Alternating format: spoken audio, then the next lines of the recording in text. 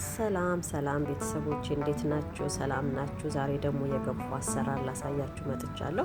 እኔ ገንፎ የምሰራው እንደዚህ ነው። በመጀመሪያ መጥበሻዬን ጋር ላደርግና የገንፎ እህሉን በመጥበሻ ትንሽ ሞቅ ሞቅ አደርገዋለሁ። በዛ ላይ ደግሞ የማደርገው ቀረፋ አደርጋለሁ አብሬ ማለት ነው። ለ1-5 ደቂቃ ያህል ሞቅ ሞቅ አደርገዋለሁ። በእንደዚህ አይነት ሁኔታ የገንፎ ስራዬን ጀምሬያለሁ። ይሄ ለቁርስ ሰዓት የሚሆን ምግብ ነውና ሰርታችሁ ሞክሩት። አሁን እዚህ ጋር ብረት ድስቴን ጣድኩኝ።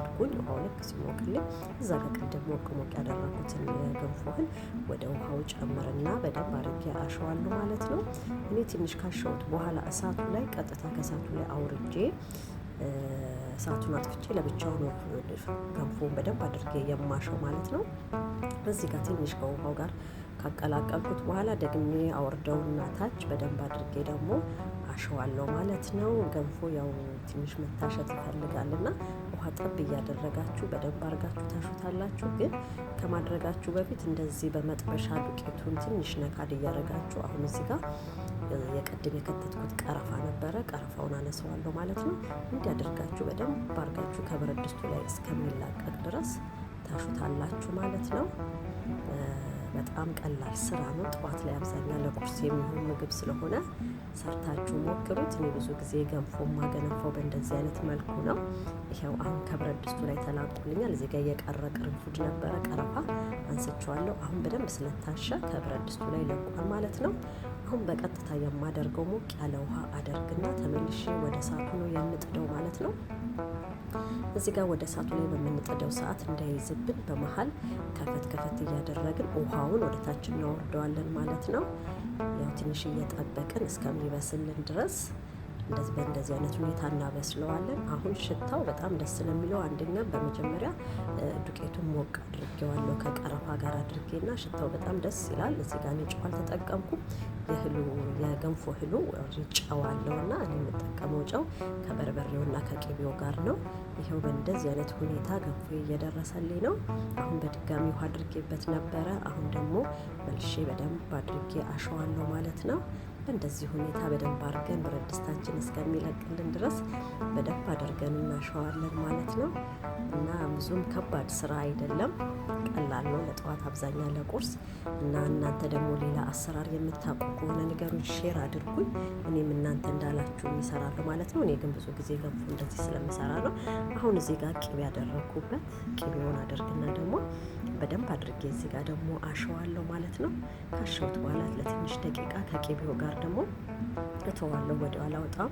አሁን እየበሰለልኝ ነውና ራሱ ሽታው ያስታውቃል ሲበስል ገንፎ። እና ሽታው ብቻ ሳይሆን ራሱ ገንፎ ከብረት ድስቱ ላይ እየለቀቀ ይመጣል በበሰለ ቁጥር።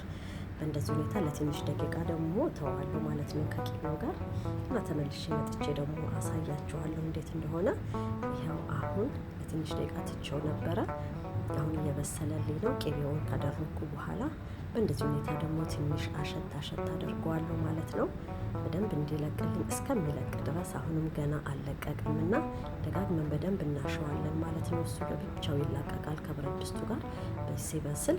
እና በእንደዚህ ሁኔታ ገንፎን እያገነፋው ነው። እናንተ ደግሞ ሼር አድርጉኝ የምታውቁት ካለ። ይኸው አሁን እየለቀቀልኝ ነው ማለት ነው። ልክ ብረት ድስቱ ልክ እንደዚህ መልቀቅ ሲጀምር በስሏል ማለት ነው። አሁን የማዘጋጀው ሳህኔን ነው።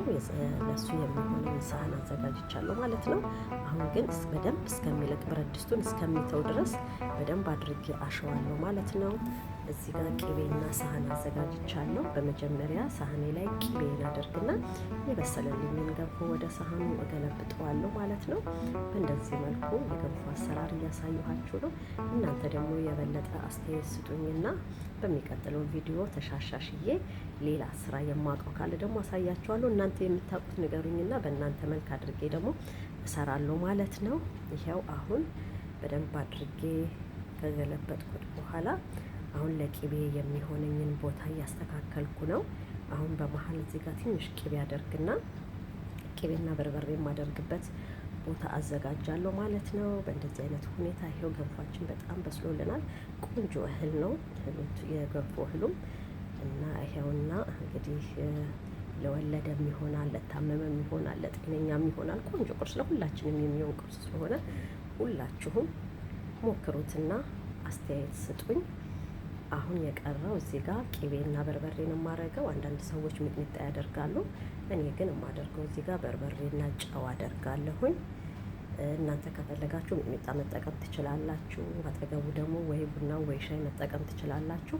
እኔ ግን ዛሬ የጅንጅብል ሻይ ነው ያዘጋጀሁትና ከገንፎ አጠገብ ሞቅ ያለ ነገር ስለሚያስፈልግ እኔ ሻይ አዘጋጅቻለሁ። ይሄው በእንደዚህ አይነት ሁኔታ ገንፎዬን ሰርቼ ጨርሻለሁ። ፎሎና ሰብስክራይብ እያደረጋችሁ ለሌሎችም ሼር አድርጉላችሁ። እናንተም ደግሞ መኮረትና ከዚህ ካሳየኋችሁ ሼር ካደረኳችሁ የገንፎ አሰራር እናንተም ደግሞ ሰርታችሁ ሞክሩት።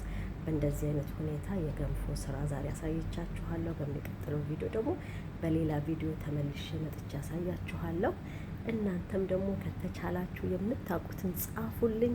እኔ ልክ እናንተ እንዳላችሁኝ ደግሞ ሰርቼ ሞክራለሁ ማለት ነው። ይሄው በእንደዚህ አይነት ሁኔታ ዛሬ ገንፎዬን ሰርቼ ጨረስኩኝ። በሚቀጥለው ቪዲዮ እንገናኛለን። ቴንኪዩ ቪዲዮን ስለምታዩ ስለምታበረታቱኝ። ባይ ባይ ቤተሰቦቼ፣ በሚቀጥለው እንገናኛለን።